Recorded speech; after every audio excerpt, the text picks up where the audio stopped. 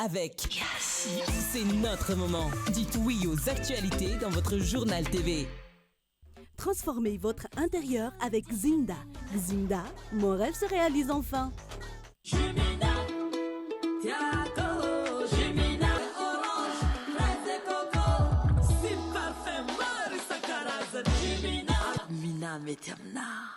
Manolotra ho anao ny vaovao. Salama tompoko, tonga soe tamin'ny Pegasus e. Zahay dia mamokatra kidoro vita avy amin'ny mosy. Tena mateza, voanja fiafy. Manolotra anao ny vaovao.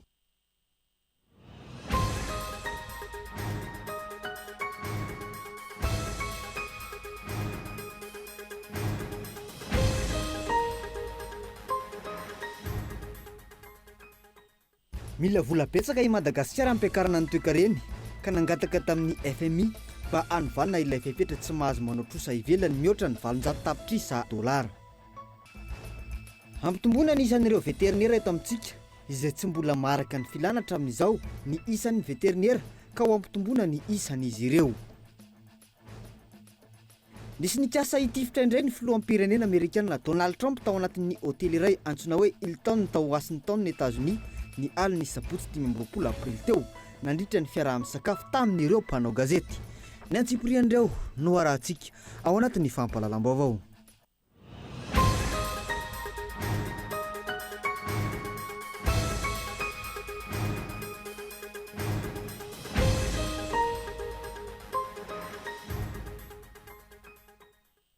Manatitra ny araba tompo-kilasy tompo-vavy manaraka ny fampahalalam-baovao ny Cool TV amin'ity alina ity.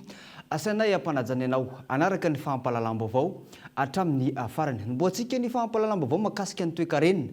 Mila vola betsaka i Madagasikara ampiakarana ny toe-karena ka nangataka tamin'ny FMI mba hanovana ilay fepetra tsy mahazo manao trosa ivelany mihoatra ny $700.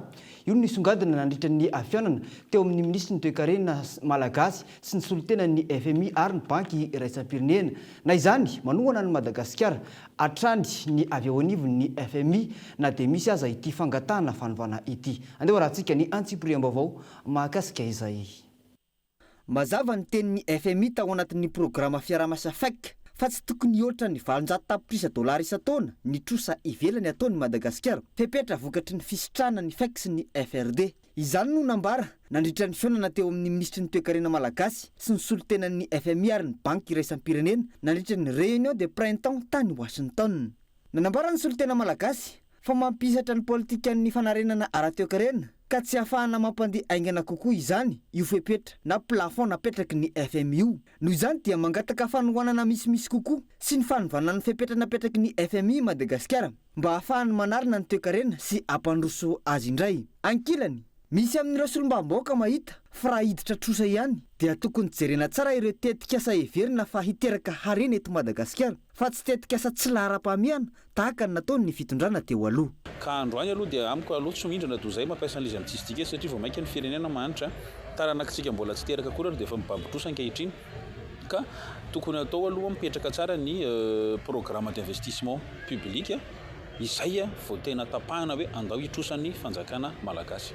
Ny fahitako ny nataon'ny fanjakana ny ankabeazan'izay ny fandimby teo aloha dia nampiasa ny trosa io tamina zavatra tsy mitondra arena ho an'ny firenena akory. Raisiko ohatra farany izao mijeritsika ohatra momba ny resaka fonds souverain teo tadiditsika tsara fa efa tany amina 10 milliards d'ariary tany nanaovantsika rano sy jiro teny amin'ny laky arivo. Zavan'ny fonds souverain zany tokony vola hoentsika ahodina zany hitondra arena fa tsy hoentsika ampifalifaliana fotsiny. Ka zavatra ohatran'izany io zao profo mivaingana ny teleférika io nandanitsika ohatrin'ny io mitrosa ohatrin'ny tsika ao anatiny io Tsy mbola nanome valiny mazava momba ilay fangatahan'ny Madagasikara hanova ilay fepetra tsy ahafahana manao trosa ivelany mihoatra ny $700 ny FMI. Bila manitsy ny drafitra ara-toe-karena ny macroéconomie Madagasikara raha te ampandeha aingana ny fanarenana ara-toe-karena ho nitatitra mba ahafahana miatrika tsara ny krizy sy ny fanarenana ny toe-karena. Mila manampy bebe kokoa ny siatra tsy miankina ny orinasa ny mpandraraha ihany koa ary mila mampirisika ny fampiasam-bola izany hoe ny vola ampidirina amin'ny tetikasa mamokatra.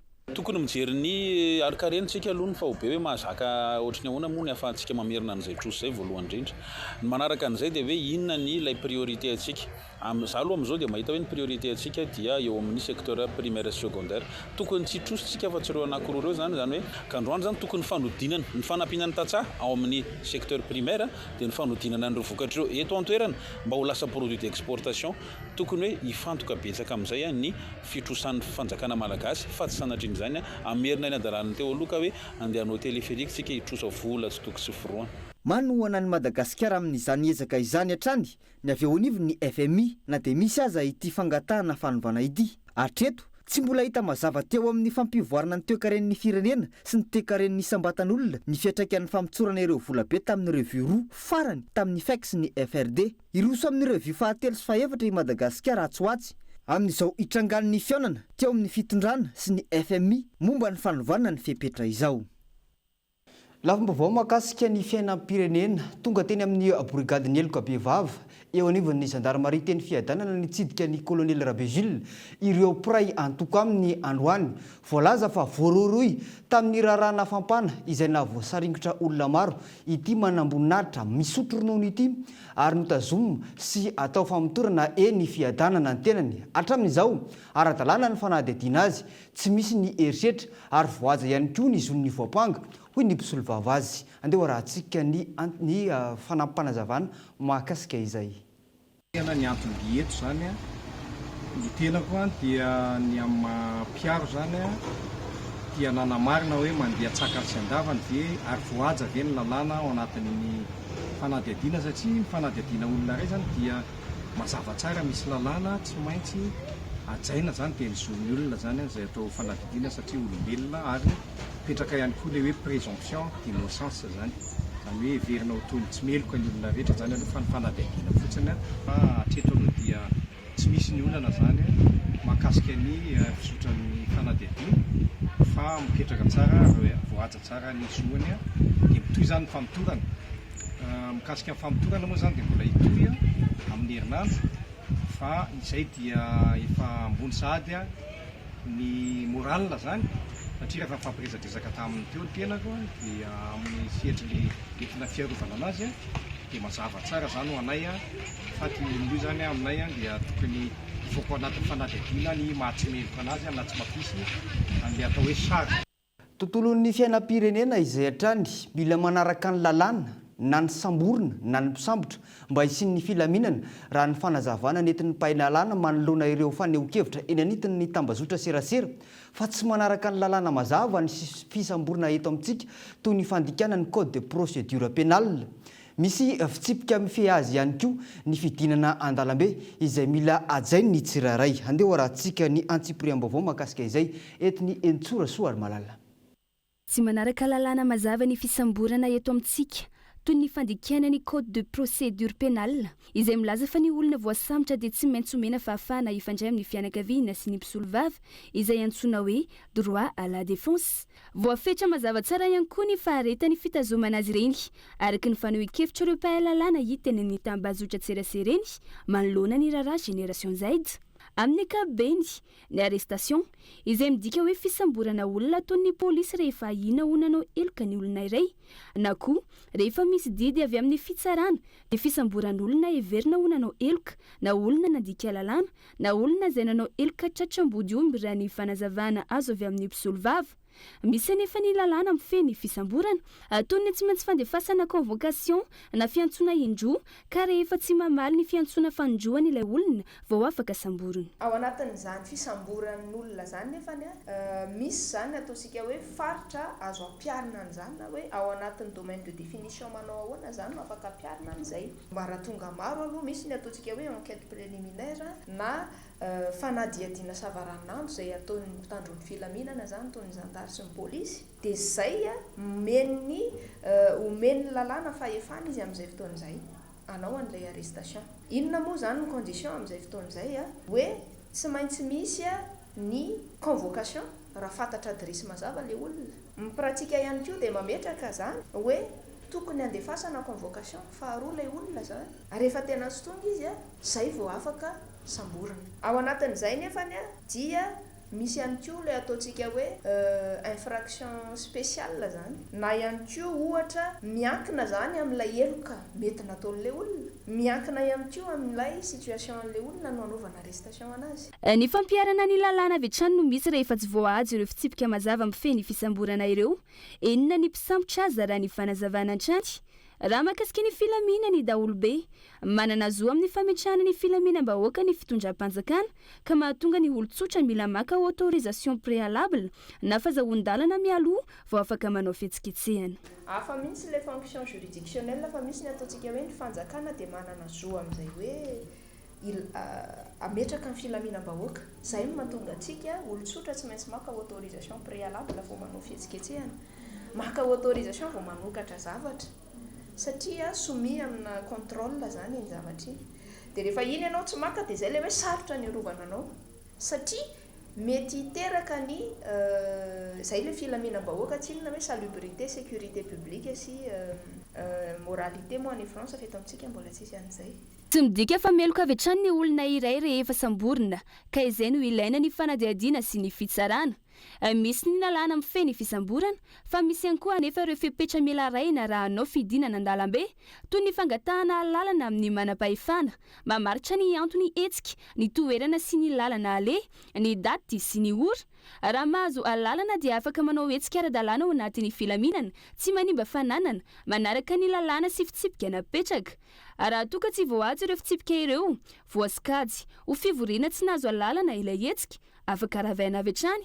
Mety tsy fandroahana ireo mpanao hetsika, fisamborana raha misy tsy manaiky ala na misy korotana, raha misy olona tratra manao heloka eo na flagrant délit dia azo samborina avy hatrany. Totosa tamin'ny faran'ny herinandro ity ny famindram-pahefana teo amin'ny mpitantana teo aloha sy ny tale vaovao hitantana ny foyer universitaire de Madagascar Arago ao Paris izay akany hanoanana sy hitoeran'ireo mpianatra malagasy mandrato fianarana any frantsany. Raha ny vaovao voaray ny dongo tsy nety anao passation ilay tale teo aloha io saingy ny lefitra ihany ny tena ny volana vitsivitsy taty aoriana ny nanesorana azy. Tsy aivina fa voalaza fa ho akaiky ny fitondrana teo aloha nampitaraina an'ireo mpianatra ity tale teo aloha ity.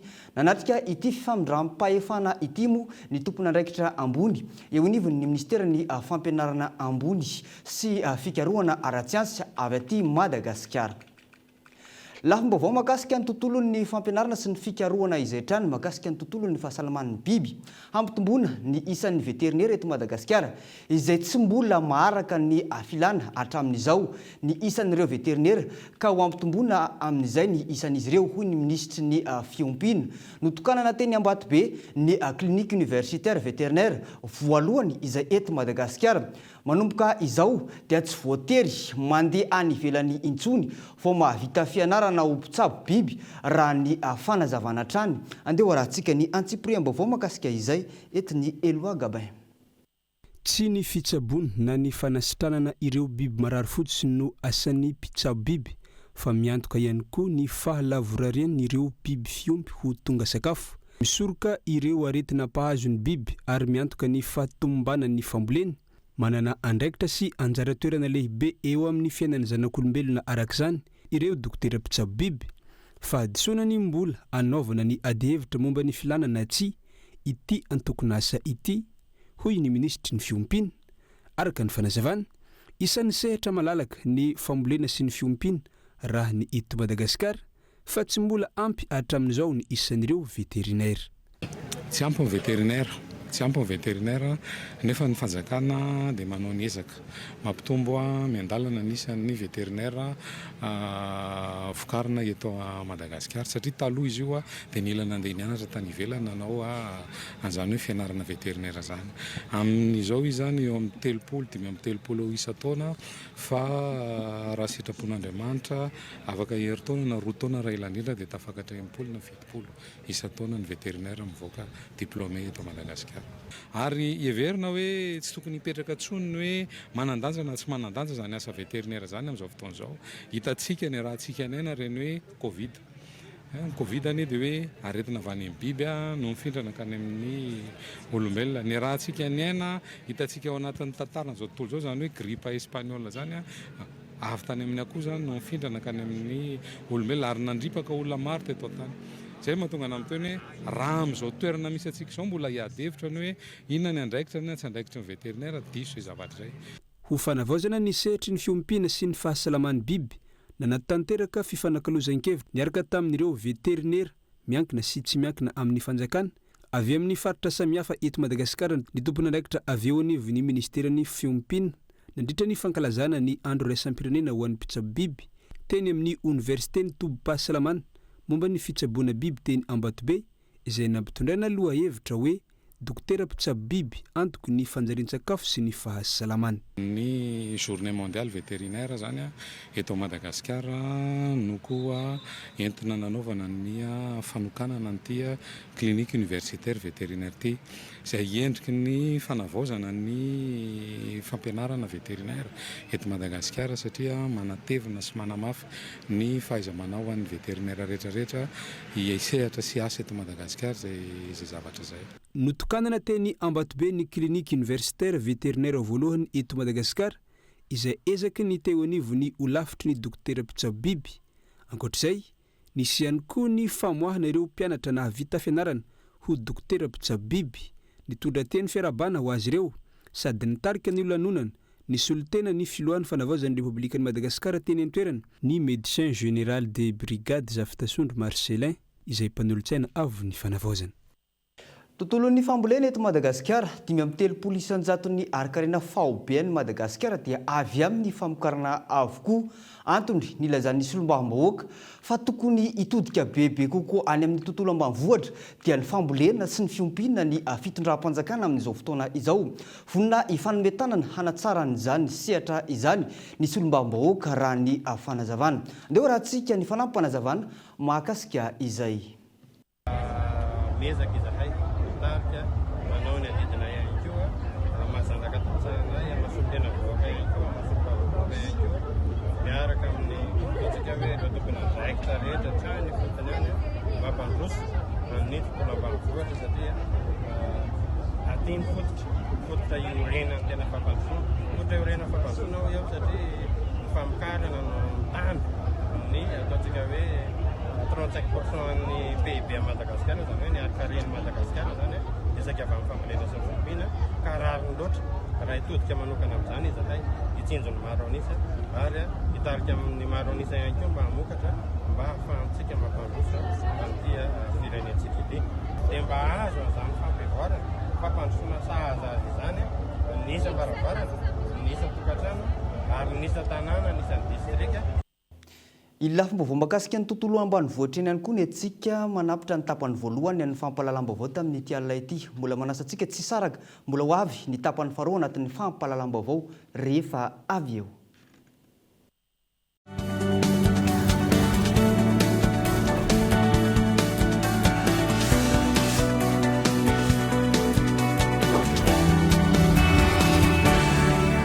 Foire Pro-Hygiène et Cosmétique du 30 avril, 1er et 2 mai au Stade Barré à Mamassou.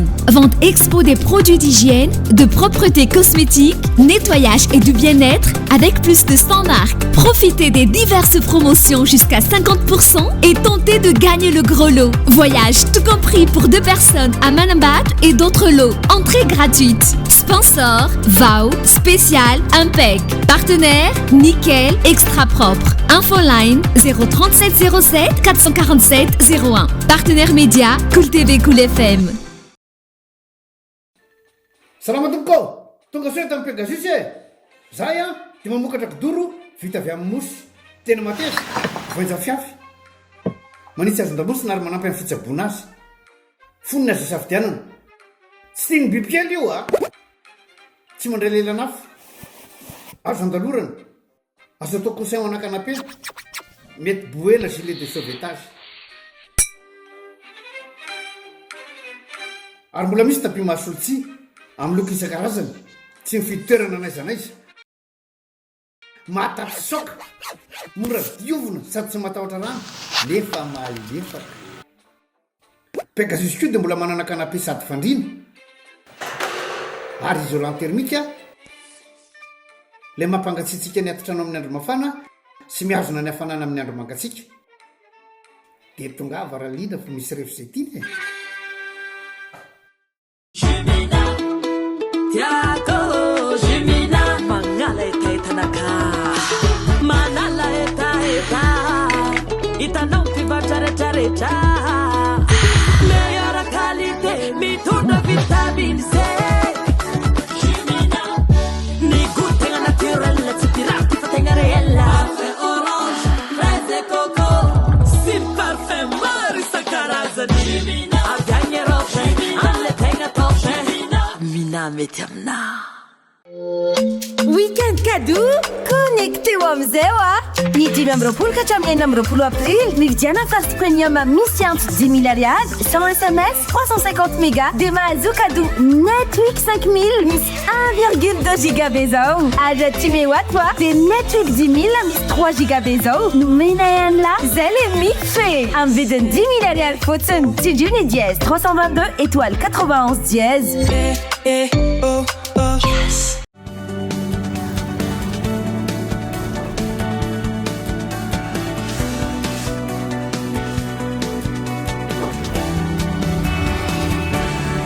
Mbola terina trany ny araba tompo klasy tompom-bavy tonga soa ato anatin'ny tapany faharoa ny fahampalalam-baovao amin'ity ala ity tontolon'ny fiompiana tsy mitsaha miakatra hatrany ny sakafom-biby noho ny tsy fampin'ny vokatra sy ny fanafarana akora avy any ivelany.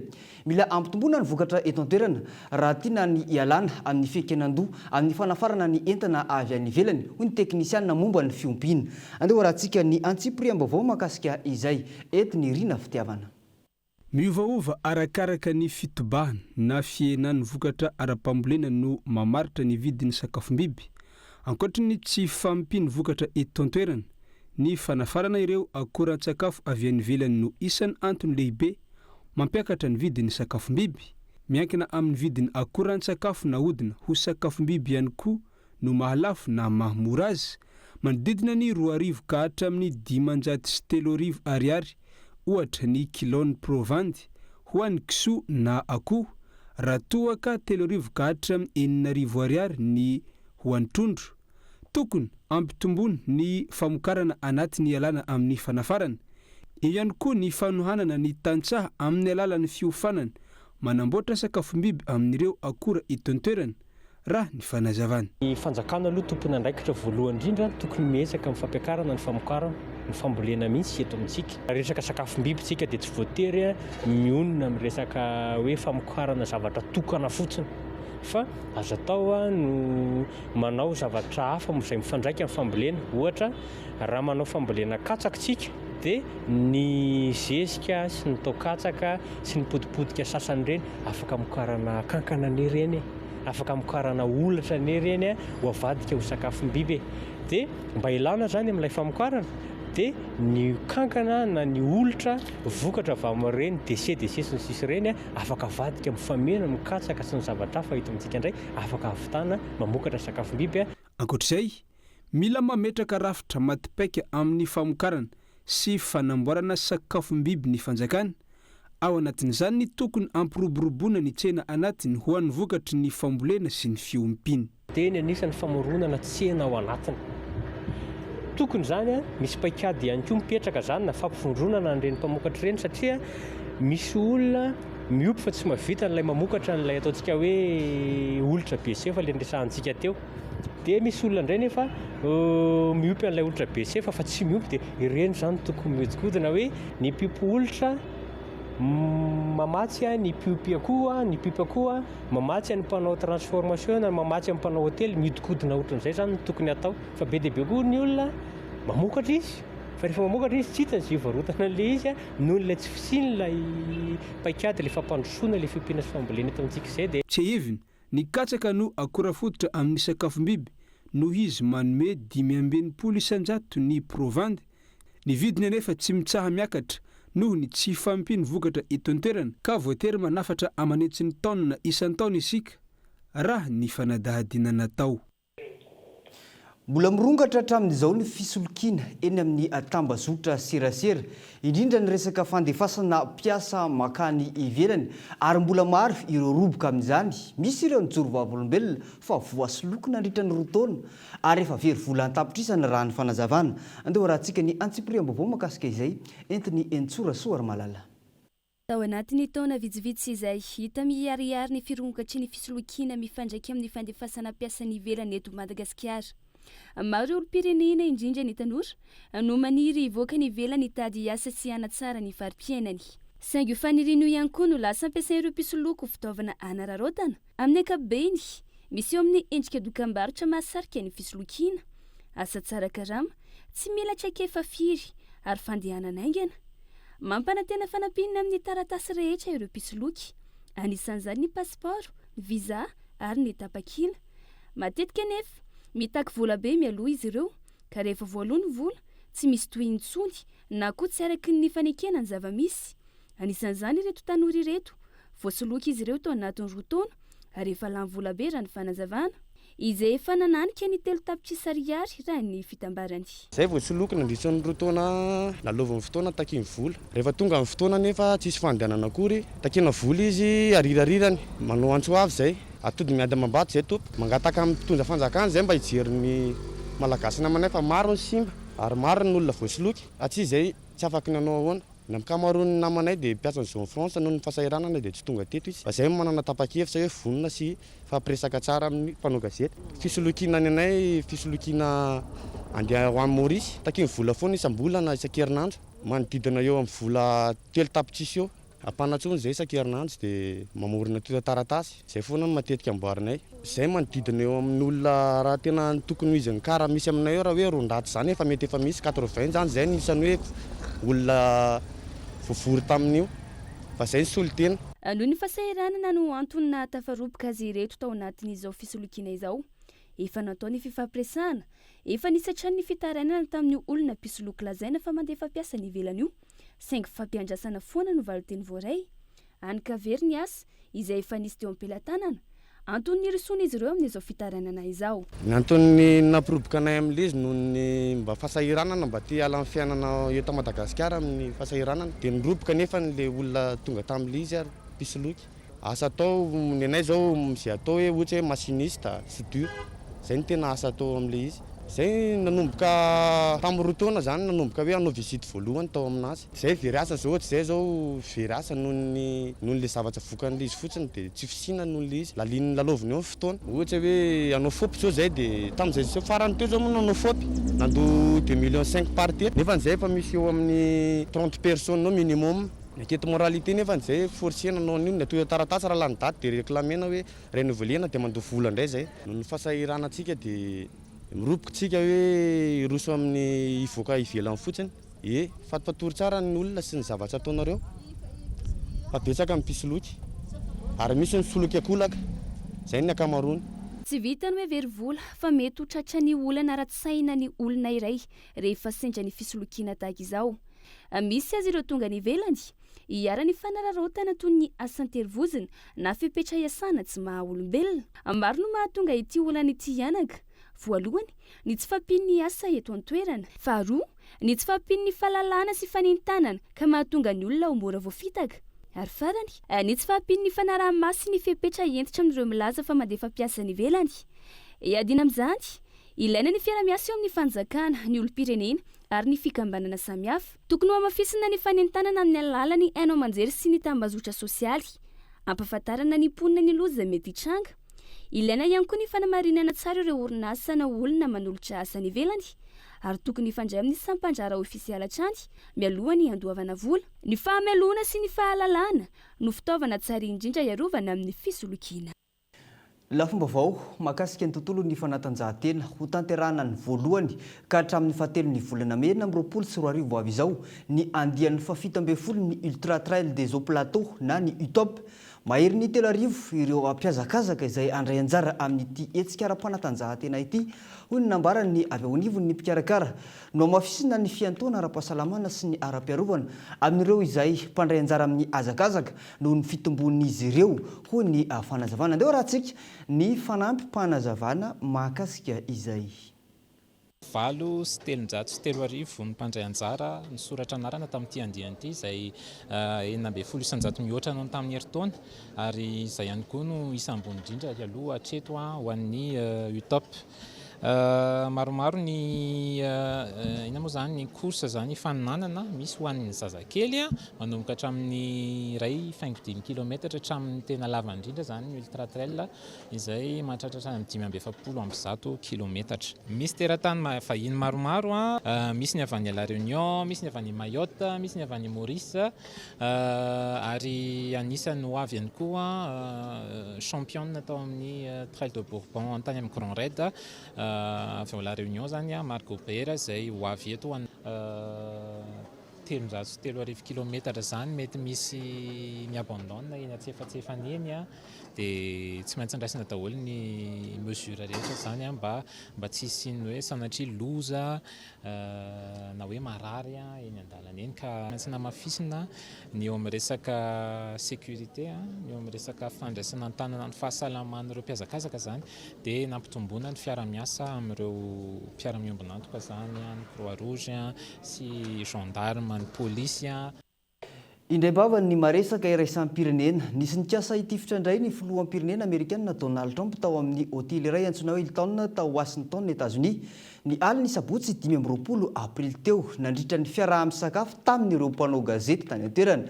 Nikasa ny hiditra keriny tao ambaravarana nanoloana ireo mpiambina moa ny lehilahy iray izay nirongo fitaovam-piadiana raha ny fitateram-baovao izay nitondra basy. Haingana ireo mpiambina ny sambotra avy hatrany ilay nitifitra raha toka ny mpiambina hafa kosa dia haingana niditra avy hatrany tao amin'ny filoha Amerikanina namoaka azy tao manoloana ny fiarovana ity filoham-pirenena Amerikanina ity raha ny fitateram-baovao niarahana nivoaka tamin'ny tao moa ny filoha lefitra sy ny mpitondra tenin'ny Maison Blanche ary ireo minisitra maromaro nandritra izany. Raha ny fantatra lehilahy iray raiky amby 30 taona no tafiditra ary efa voafeny toetra raha hoy ny fanazavana sy ny fampitam-baovao avy any Antoerana. Dia iny ihany koa ary tompo kilasy sy tompo vavy no antsika manakatona ny fampahalalam-baovao. Isaorana sy ankasitrahany ianao nanaraka izany hatramin'ny farany. Mametraka ny veloma mandrapitafa amin'ny manaraka indray. Veloma tompoko.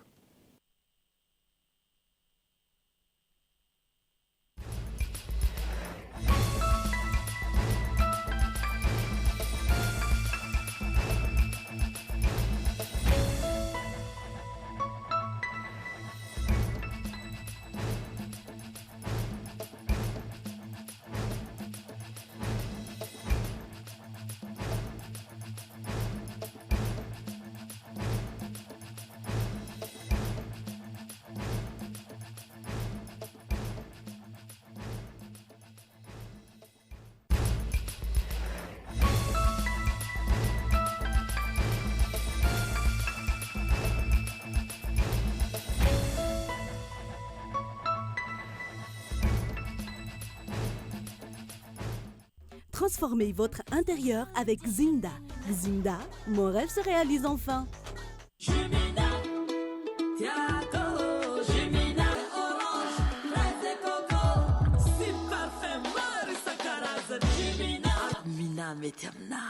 Nanolotra ho anao teo ny vaovao. Salama tompoko, tonga soa tamin'ny Pegasus zahay dia mamokatra kidoro vita avy amin'ny mosy tena mateza voanja fiafy. Vous a présenté Ni vaovao.